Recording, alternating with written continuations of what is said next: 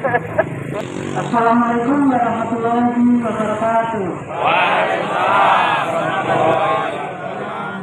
Mengucapkan terima kasih kepada Bapak Kasur yang sudah menyempatkan rambut di sini.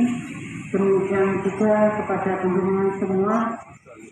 Saya percaya, saya yakin ini adalah insan atau orang-orang pilihan yang memang punya hati yang ikhlas, hati yang tulus untuk membangun.